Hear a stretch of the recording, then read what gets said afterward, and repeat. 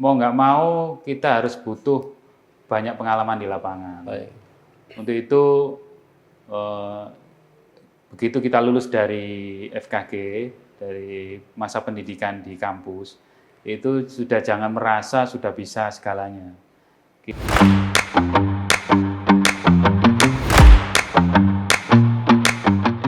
Oke, Assalamualaikum warahmatullahi wabarakatuh, Sobat Waalaikumsalam. PDGI. Alhamdulillah di kesempatan kali ini kita berkesempatan untuk berbicara dengan salah satu dokter gigi di Kabupaten Pasuruan yang cukup berpengalaman lah di sini ya. Dan insya Allah semua anggota PDGI Pasuruan pasti mengenal beliau yang kebetulan saat ini menjabat sebagai ketua cabang dari PDGI wilayah Kabupaten Pasuruan ya. Langsung saja kita akan memperkenalkan beliau nggih. Monggo Pak Hafid, pripun sehat nggih? Alhamdulillah nggih. sehat. Jadi ini kita insya Allah akan ngobrol santai nggih Pak Hafid terkait dengan topiknya bagaimana memberikan tips terkait perjalanan praktek sebagai seorang dokter gigi yang selama ini Pak Hafid jalani mungkin ya. Nah, untuk topik pertama mungkin kita mulai dulu dari perkenalan dulu Pak Hafid. Monggo.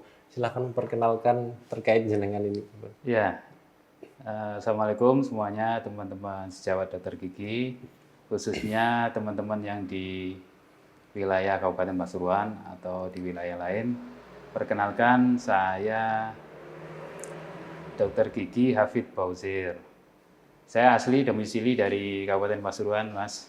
Jadi dari kecil, mulai dari TK sampai saat ini, ya berdomisili dari Kabupaten Pasuruan, khususnya tepatnya di Kecamatan Bangil. Jadi memang saya asli dari Kabupaten Pasuruan. Baik. Dan sampai saat ini pun masih tetap di sini, Mas. Oleh sebab itu,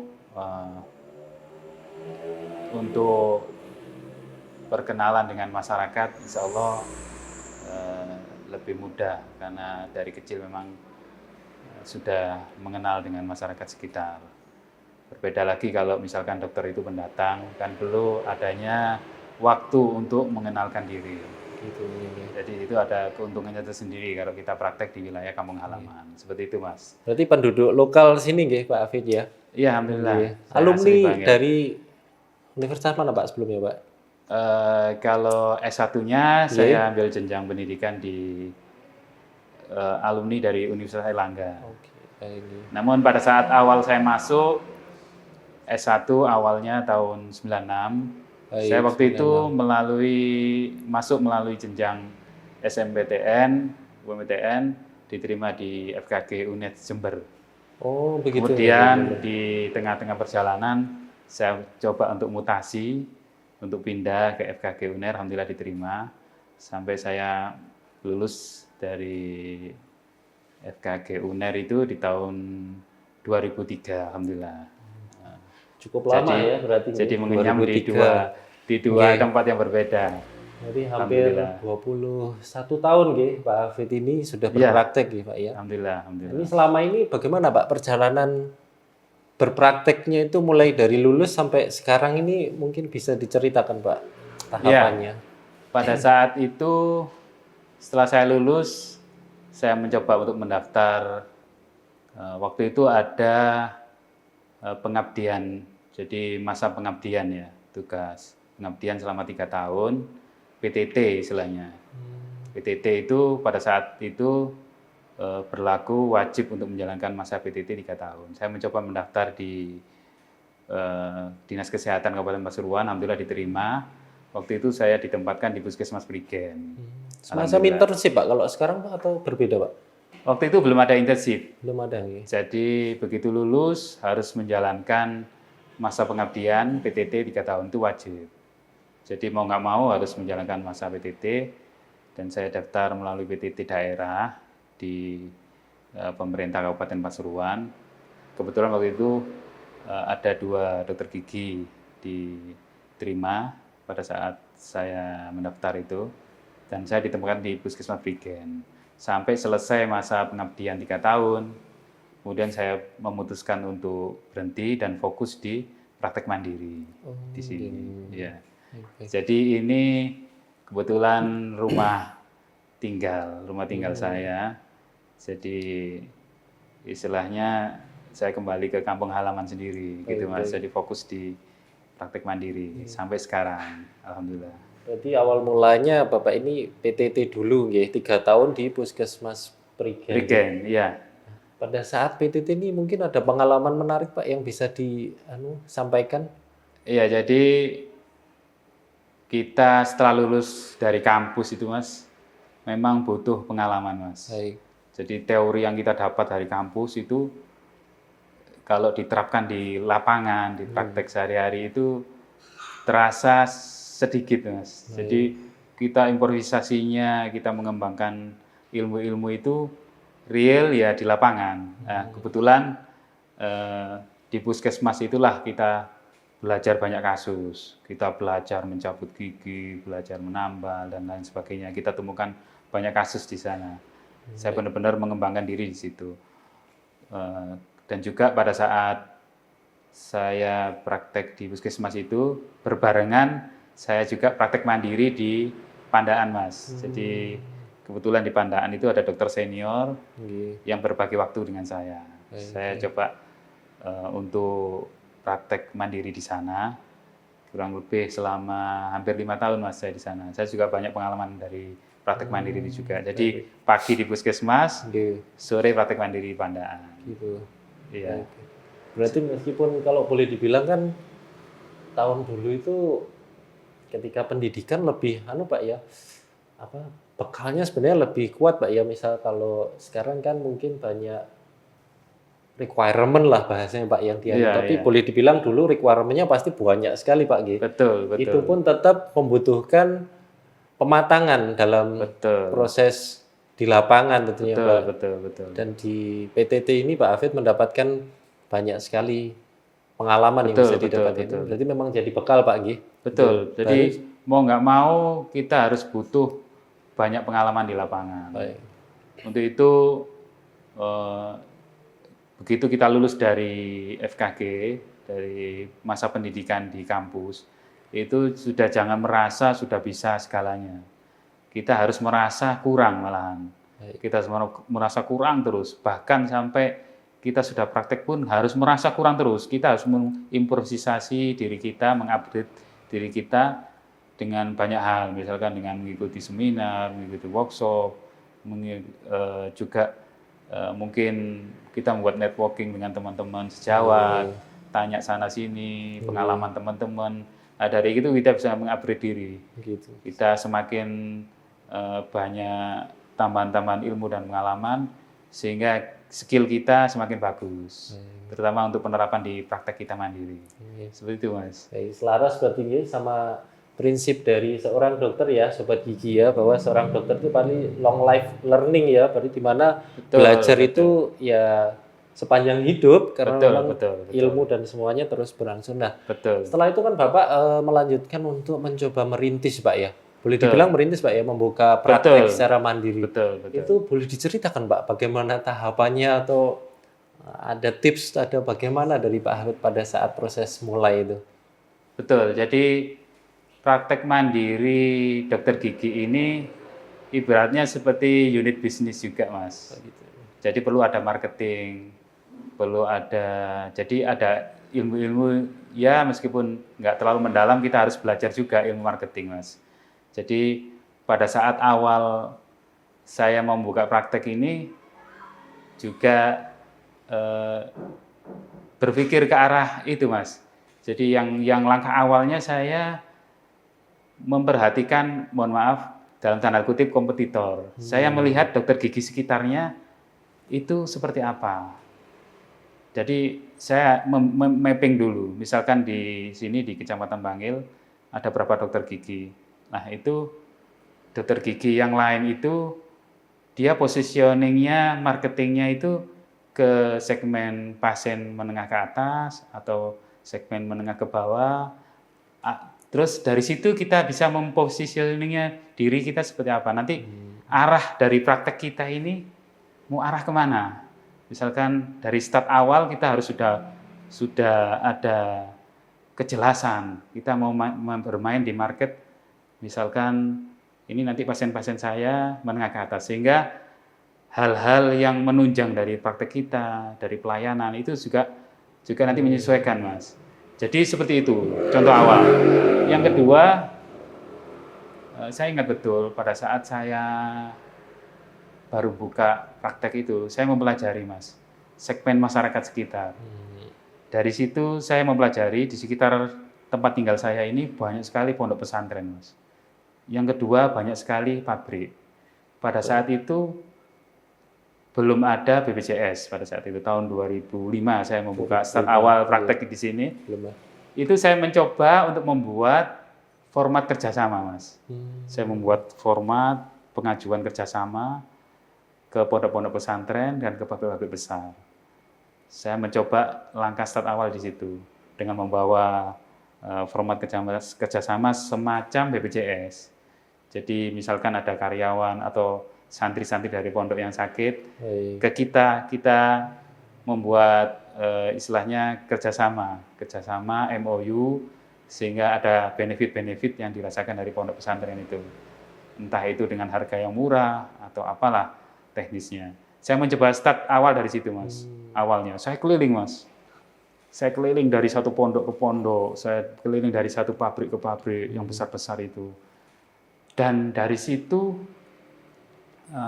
sebetulnya tidak ada satupun yang nyantol, Mas. Dari kerjasama yang saya ajukan tidak ada nyantol. Tetapi di balik itu ada hikmahnya, Mas. Dari situ nama saya mulai dikenal. Dari pondok-pondok itu sudah mengenal saya. Oh, Pak Dokter, praktek di mana? Oh, nanti saya coba satu pasien atau dua pasien dari santri saya yang mau berobat, saya kirim nanti Pak Dokter. Kalau untuk kerjasamanya mungkin saya belum berani. Seperti itu, Mas. Jadi mungkin para pengasuhnya nyoba satu, dua. Setelah itu ada kecocokan, nggak lama ada kiriman-kiriman terus, Mas, dari pondok-pondok itu. Sehingga mulailah rame. Dari pabrik juga gitu. Dari karyawan, dari manajemennya mencoba satu dua pasien ke sini berobat. Nah, seperti itu sebagai salah satu contoh ya, mungkin bisa ditiru teman-teman sejawat. Jadi kita nggak boleh pasif menunggu pasien, nggak zamannya, Mas. Apalagi sekarang. Sekarang ini zaman kompetisi yang ketat sekali. Sudah banyak dokter dan juga zaman medsos juga sekarang. Jadi mungkin zaman saya berbeda dengan sekarang. Jadi teman-teman sejawat, apalagi yang baru-baru lulus, sebaiknya kita harus belajar dari ilmu-ilmu yang ada. Banyak di YouTube atau di medsos itu, ilmu marketing lah, atau ilmu apalah. Sehingga kita nggak pasif menunggu pasien jemput bola. Kita harus bisa aktif jemput bola. Seperti itu, Mas. Berarti memang secara tidak langsung ini harus ada usaha, Pak, ya, dari kita, gitu.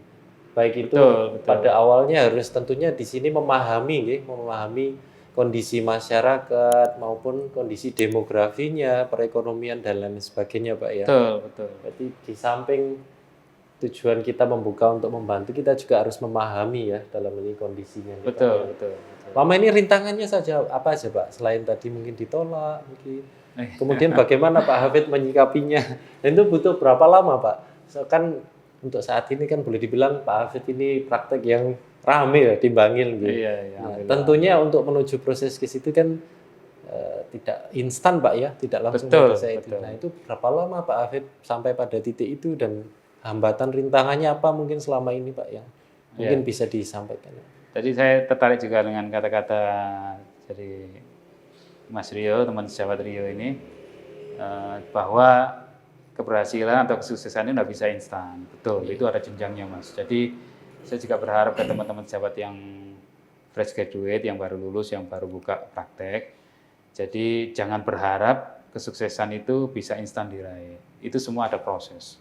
Dan prosesnya bisa panjang, bisa cepat. Tergantung dari usaha kita masing-masing. Maka dari itu harus ada usaha yang ekstra, Mas. Usaha ekstra. Yang pertama mungkin tips dari saya untuk meraih kesuksesan itu, terutama yang wajib ini, kita ini kan profesi, Mas. Profesi dokter gigi ini seorang profesional. Jadi kita kerja juga harus profesional, Mas. sesuai dengan kaidah-kaidah ilmu yang sudah kita dapatkan dari kampus. Jadi kita harus idealis. Kita harus idealis. Kalau kita mampu mengerjakan, kita bilang mampu. Kalau kita nggak mampu, kita rujuk, Mas. Kita rujuk. Nggak masalah. Itu suatu kodrat. Jadi ilmu kita ini terbatas, Mas. Ada ilmu yang umum yang bisa kita kerjakan sebagai seorang GP. Ada juga ilmu yang di luar jangkauan dari kita, spesialistik. Maka jangan memaksakan diri untuk kita bisa mengerjakan semuanya. Justru dengan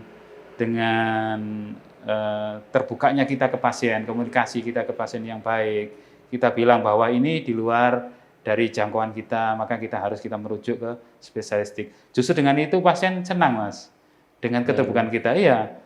Dengan seperti itu, maka dia akan merekomendasikan mungkin ke saudaranya, ke temannya, bahwa ini ada dokter gigi yang orangnya jujur ya, dalam kutip jujur, dia terbuka, komunikatif, nah, seperti itu. Justru itu benefit bagi kita. Feedbacknya nanti kita rasakan jangka panjang.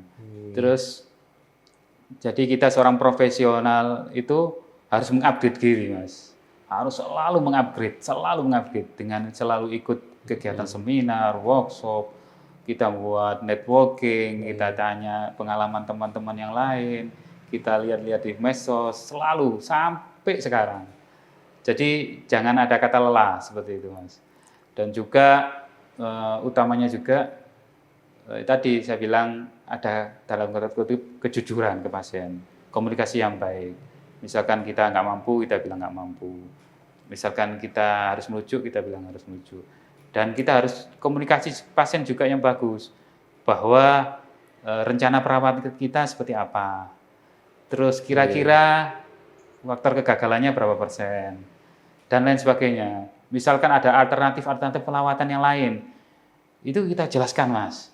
Jangan misalkan ada pasien yang dia datang kepingin cabut misalkan, dan kita tahu bahwa gigi itu masih bisa dipertahankan, maka kita komunikasikan dulu, nggak eman, nggak sayang, Bu, Pak, ini gigi masih bisa dipertahankan dengan perawatan saluran akar misalkan. Kalau bisa dipertahankan kan sayang, barangkali pasiennya nggak tahu, kan seperti itu. Nah, dengan kita komunikasi yang baik, pasien akan merespon, wah bagus dokternya. Nah, seperti itu, Mas. Jadi kita berpikirnya komprehensif. Dan juga misalkan pasien, dokter saya mau membuat gigi palsu lepasan.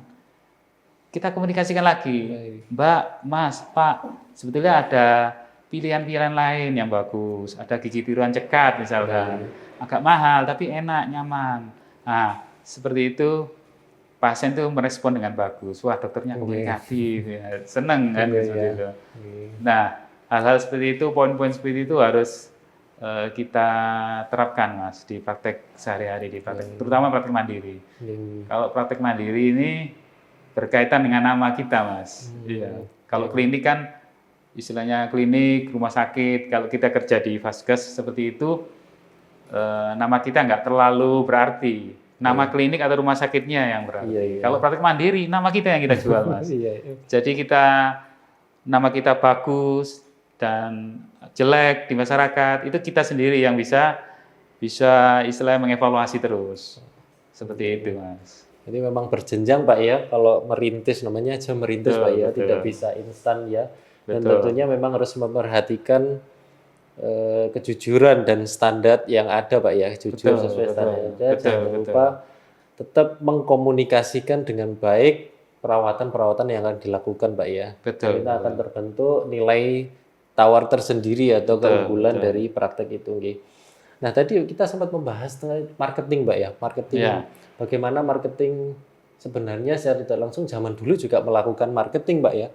Secara tidak langsung dengan tekniknya pada zaman dahulu seperti yang disampaikan Pak Hafid ya. Di era sekarang ini ada perkembangan zaman nggak, Pak? Di mana marketing ini juga dilakukan tapi dengan caranya di era sekarang ini, Pak. Jauh-jauh nggak jauh dari medsos juga, Pak ya.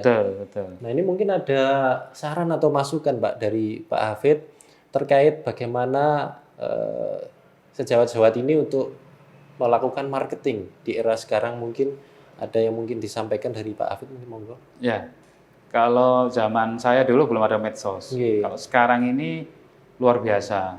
Jadi dahsyatnya medsos ini luar biasa. Jadi mau nggak mau wajib ya, sifatnya wajib bagi teman-teman ini kalau kepingin sukses harus bermain dengan medsos.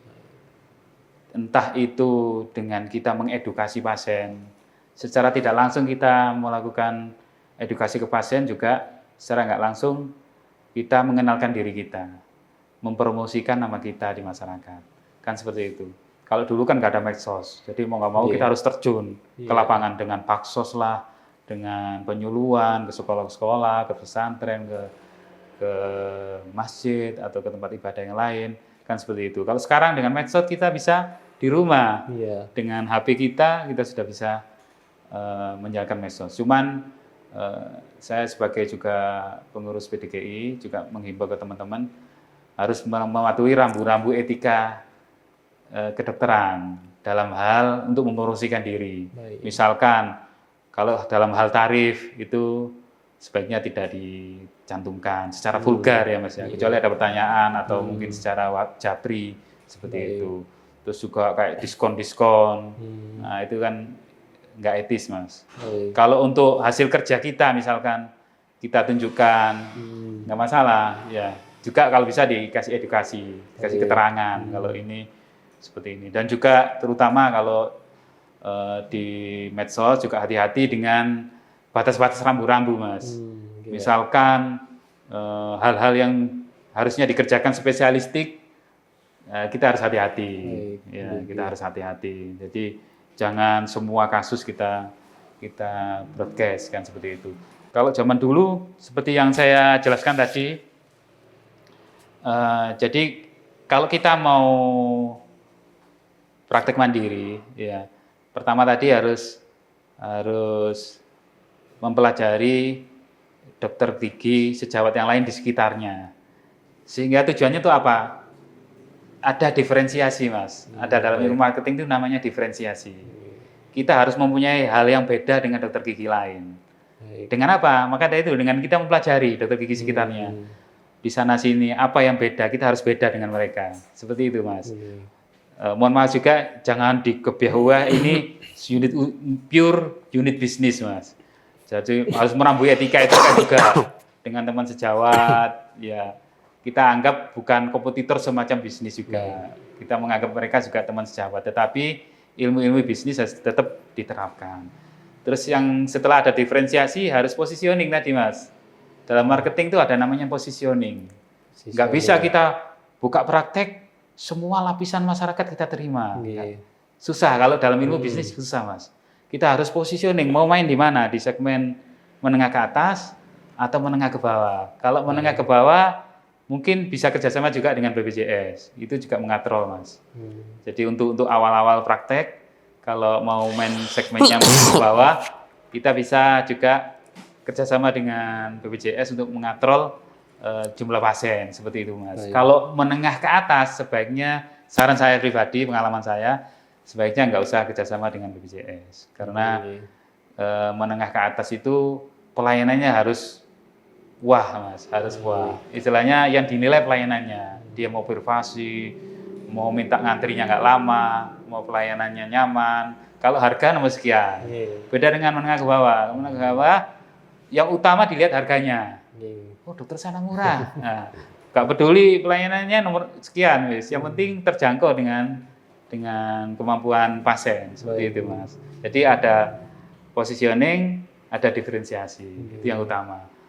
Terus yang berikutnya nanti untuk fasilitasnya ya pendukung seperti misalkan kalau dental unit atau mungkin alat-alat yang lain, misalkan alat-alat endo, itu kan sesuai dengan awalnya tadi Mas. Jadi itu berurutan Mas. Misalnya kita mau segmen pasar yang mau kita bidik itu menengah ke atas, otomatis mau nggak mau alat harus lengkap. Dan harus kita siap modal di awal yang sudah lumayan Mas. Betul, terus tempat yang nyaman, mewah seperti itu, bersih, antriannya mungkin nggak terlalu lama, mungkin kita juga main istilahnya main di antrian online, jadwalan gitu Pak ya. Jadwalan yang seperti itu Mas. Jadi hal-hal pendukungnya menyesuaikan. Seperti itu Mas. Jadi Kalau untuk ilmu marketing terus terang sama-sama belajar lah. Saya juga belajar, mungkin teman-teman sejawat nanti juga belajar juga di kan banyak di YouTube atau di medsos itu ilmu marketing. Jadi secara nggak langsung saya kembali lagi ulangi lagi bahwa praktek mandiri itu sebagai unit usaha, Mas. Sehingga unit usaha nggak ada bedanya dengan unit usaha yang lain. Ada ilmu-ilmu bisnis yang harus diterapkan. Dan tapi tidak pure bisnis, ada etika-etika, ada rambu-rambu. Kalau dokter itu ada rambu-rambunya, Mas. Tidak secara vulgar. Kita harus promosi di medsos secara vulgar. Itu ada batasan-batasan. Iya, seperti itu, Mas. Baik, berarti memang marketing tetap perlu Pak ya, harus dilakukan harus.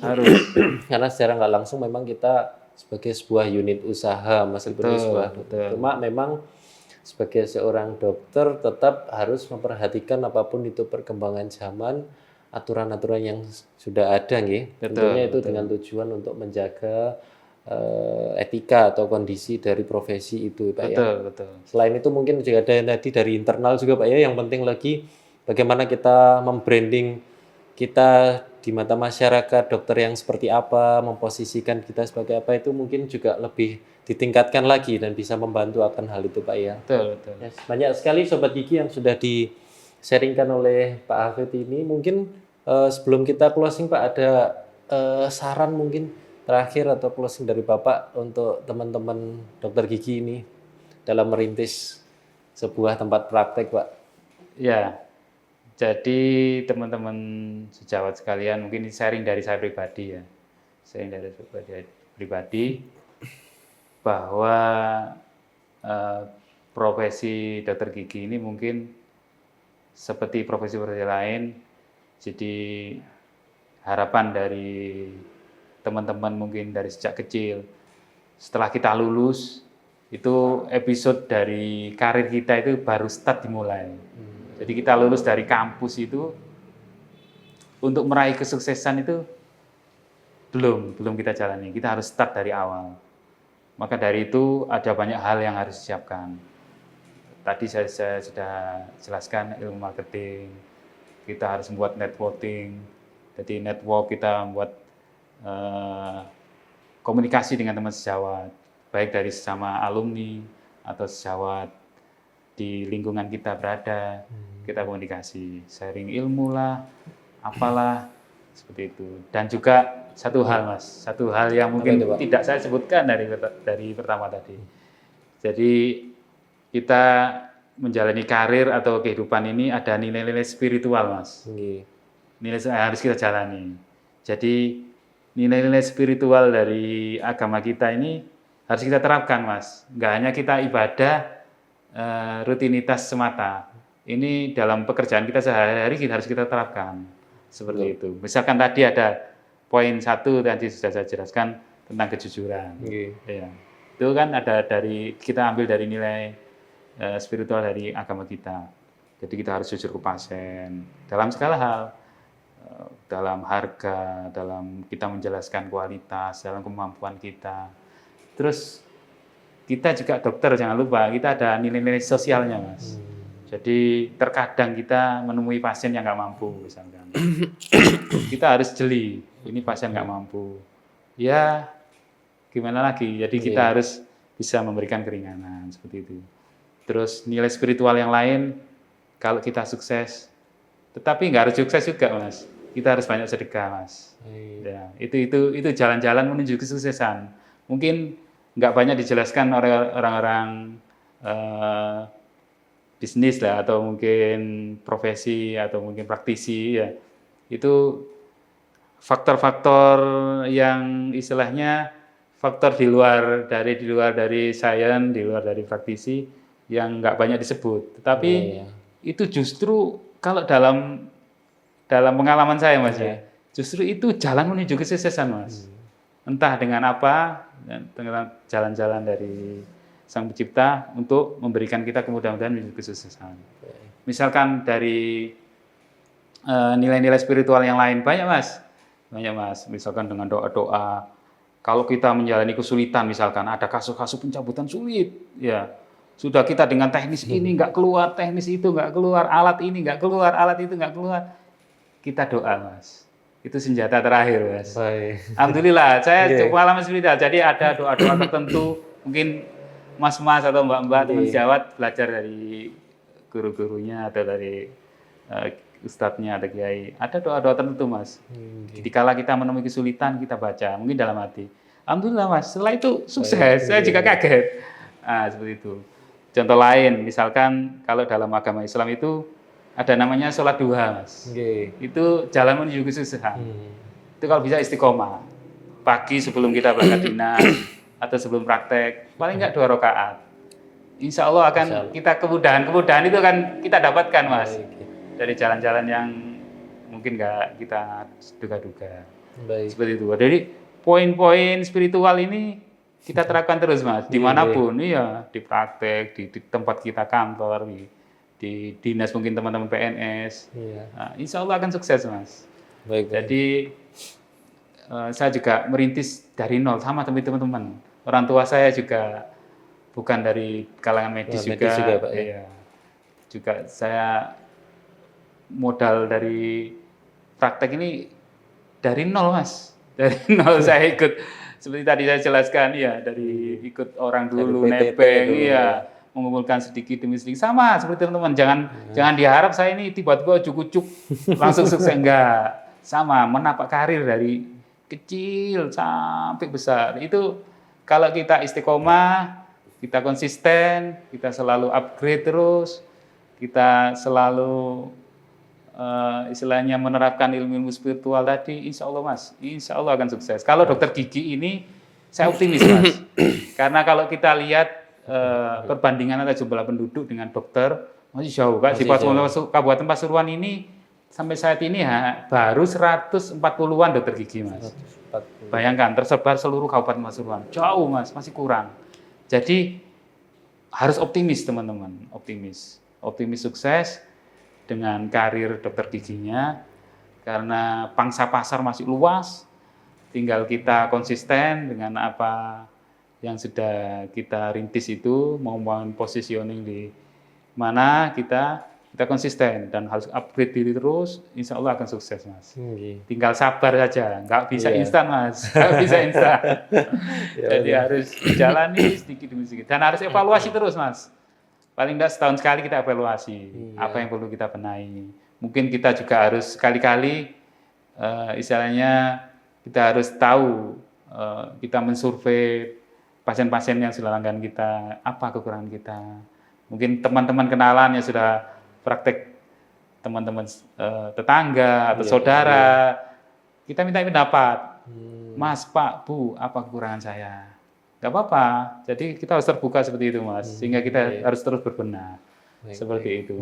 Masya Allah, banyak sekali ya teman-teman Sobat PDGI ya yang di-sharingkan Pak Hafid ini. Semoga nantinya bermanfaat untuk kita semua. Amin. Dan jurus yang terakhir tadi, saya setuju juga sama Pak Hafid, di mana memang jurus spiritual itu yang paling utama kalau menurut saya, Pak. Karena kan kita sebagai seorang dokter gigi pasti harus diwajibkan membuat sebuah informed consent, Pak, ya. Betul. Dan persetujuan. Nah, itu menandakan bahwa kita ini memang nggak bisa 100% menjanjikan. Ada sekian persen itu yang justru bisa membuat kegagalan, Pak, ya. Nggak tahu di mana itu kuasa dari Tuhan Yang Maha Esa, Allah Subhanahu wa Ta'ala, Pak, ya. Sangat bermanfaat sekali Pak Hafid tipsnya dan sharingnya hari ini. Semoga ini bermanfaat untuk kita semua, bagi teman-teman Sobat PDGI semua. Ya, mungkin itu dulu. Terima kasih untuk kesempatannya Pak Hafid. Kita sama-sama. Assalamualaikum warahmatullahi wabarakatuh. Waalaikumsalam warahmatullahi wabarakatuh.